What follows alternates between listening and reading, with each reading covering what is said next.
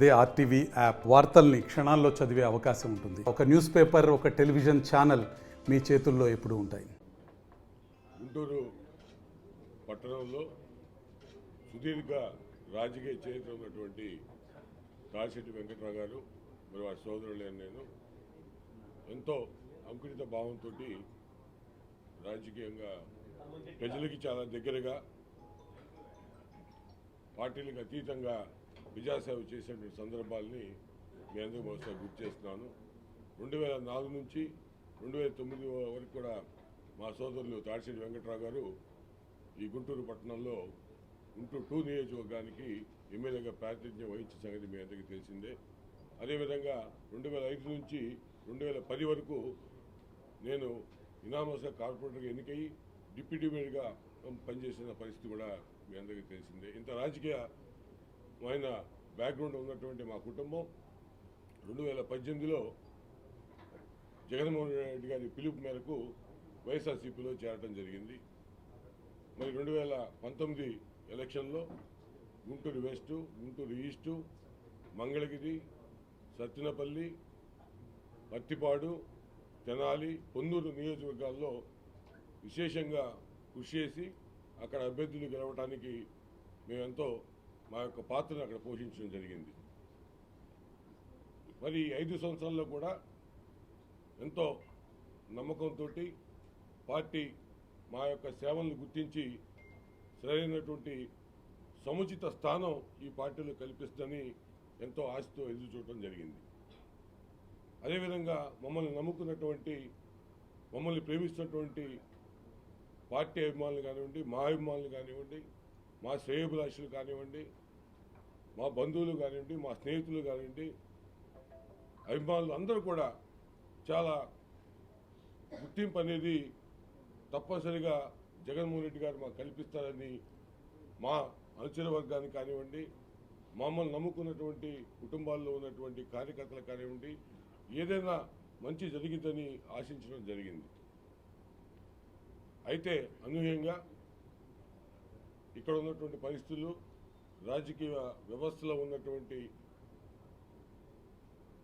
వాళ్ళని మధ్యవర్తులు అనాలో, మీడియేటర్స్ అనాలో, లేకపోతే జగన్మోహన్ తర్వాత ఉన్నటువంటి లేయర్ అనాలో, ఎవరైనా ఏదైనా కానివ్వండి, లేకపోతే దళారులు అనాలో కూడా నాకు అర్థం కాని పరిస్థితుల్లో మరి ఎప్పుడు కూడా మాకు ఎటువంటి గుర్తింపు ఇవ్వని పరిస్థితిని మేము గమనించాం.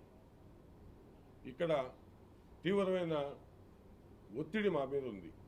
మా అభిమానులు, తాడిశెట్టి ఫ్యామిలీని అభిమానించేటువంటి వాళ్ళందరూ కూడా మమ్మల్ని ఈ రోజున నిలదీసే పరిస్థితిని మేము ఎదుర్కొంటున్నాం.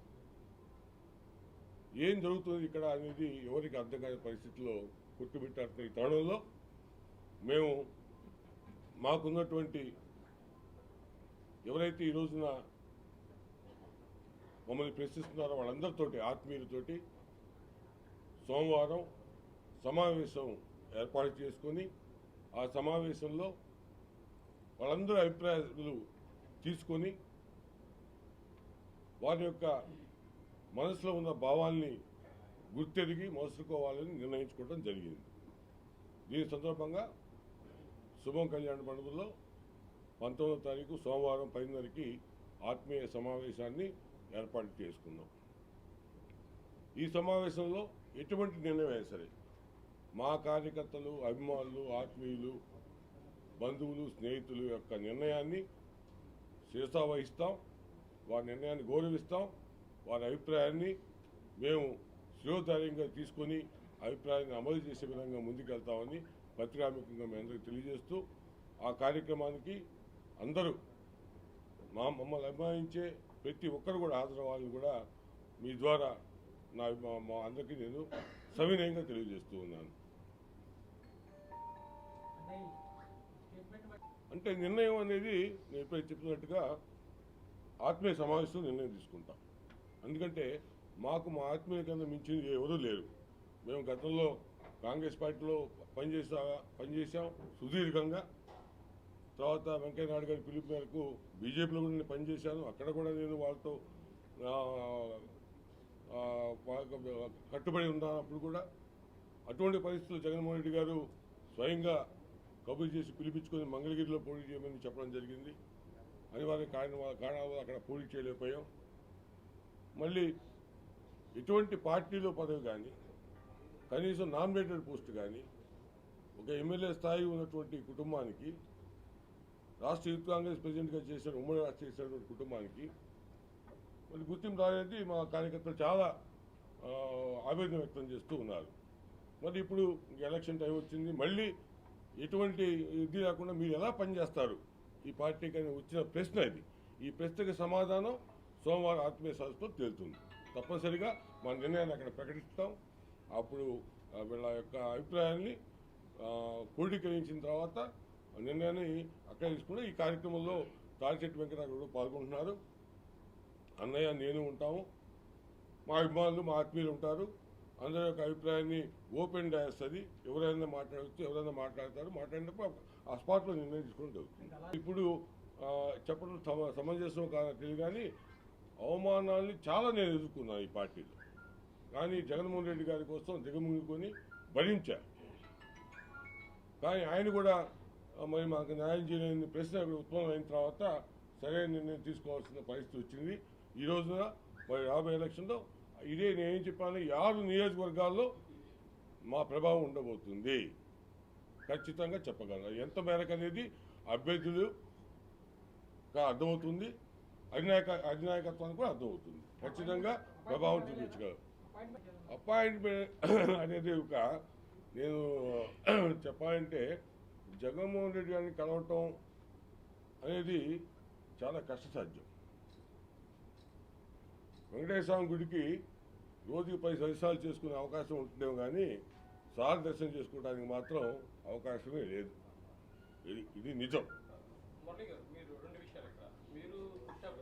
చూడండి, మాకున్న రాజకీయ నేపథ్యం, మాకున్నటువంటి రాజకీయ బలం, మాకున్నటువంటి రాజకీయ అండతో ఏ పార్టీ అయినా మమ్మల్ని ఆహ్వానిస్తుంది అని మేము నమ్ముతున్నాం. దాంట్లో మాకు షర్మిల గారా, చంద్రబాబు నాయుడు గారా అనేది ప్రశ్న కాదు. ఇక్కడ మా నిర్ణయం, మా ప్రజల నిర్ణయం ఎలా ఉంటే అలా పయనించడం తథ్యం. ఇది నోట్ చేసుకోండి. ఇక్కడ జరిగిందని, ఇక్కడ జరిగితే చెప్పడానికి ఏమీ లేదు కదా. ఏమీ లేదు కన్నా ఎక్కువ ఉంటుందిగా. కనీసం 0, 1 ఒకటి బెటరా, 0 బెటరా? ఇది మా మధ్య జరుగుతున్న వాదన. 0, 1, 2, 100 ఏదైనా జరగచ్చు. ఇప్పుడు లేని చోట, అసలు ఏమీ లేని చోట మనం ఉన్నాము. ఏమన్నా వస్తున్న ఆస్తి ఇంకో చోట ఉంది. 4 పార్టీలు కానీ, 1 పార్టీ కానీ, 2 పార్టీలు కానీ. ఇప్పుడు నా కోసం, వ్యక్తిగతం కోసం చేస్తుండడం తప్పన కాదు. మా జనానికి ఏంటి, వాళ్ళు ఇంకో గడప దొక్కరు, ఇంకో ఇంటికి వెళ్ళరు, ఇంకో నాయకుడి దగ్గరికి వెళ్ళరు. కష్టం వచ్చినా, నష్టం వచ్చినా, బాధ వచ్చినా, ఆనందం వచ్చినా మాతోనే పంచుకునే మనుషులకి మేమేం చేయాలి? చేయాలంటే రాజకీయంలో ఉండాల్సిందే. తప్పనిసరిగా రాజకీయంగా మేము కొనసాగుతామని తెలియజేస్తున్నాం. బలప్రదర్శనగా తీసుకోవాల్సిన అవసరం లేదు, మా బలంగా తీసుకోవచ్చు. ప్రదర్శన అంటే ఏంటంటే మేము తరలించి తీసుకొచ్చే ప్రదర్శన. మా ఉన్నటువంటి నిజమైన బలాన్ని మీరు చూడవచ్చు.